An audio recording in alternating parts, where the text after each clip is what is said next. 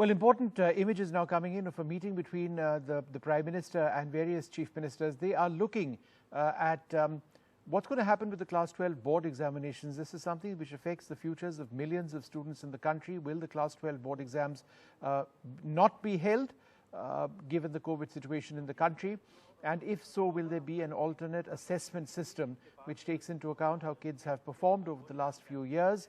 Or will there in fact be a decision to go ahead with elections, I beg your pardon, with examinations, albeit in a COVID-safe manner? It really depends on which state you ask. There are divergent views on this. Delhi, for example, said in this present situation of COVID, it wasn't safe to have children out taking examinations.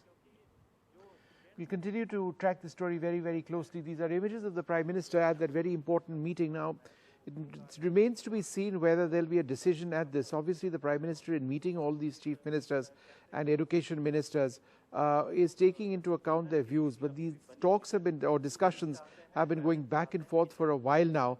I'm joined by my colleague Akhilesh Sharma. Akhilesh, this is a decision that affects millions of students and their futures. Will a decision on this come today?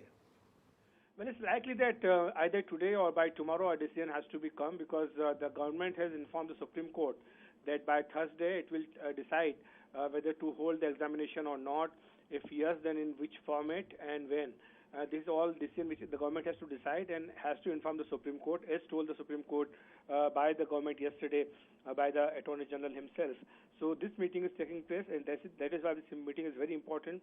All the states have given their feedback to the government, saying that except one state, which is Delhi, all the states have said that the exams should take place.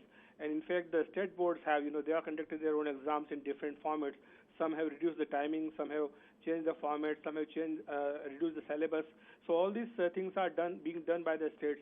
So it is expected that the central government also does the same thing, and they repeat the same formula, and maybe the timing may be reduced. And this is for sure that the examination will take place. And you're right, Vishnu, that of course this uncertainty is harming the students, because some of them have to apply for some foreign universities. Some have to appear for the competitive exams, which the government has already said that they will take place, like NEET and JEE. Those examinations will take place.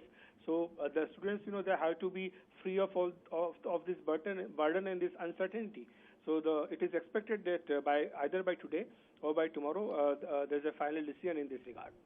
Thanks, Akhilesh, very much for sharing those details.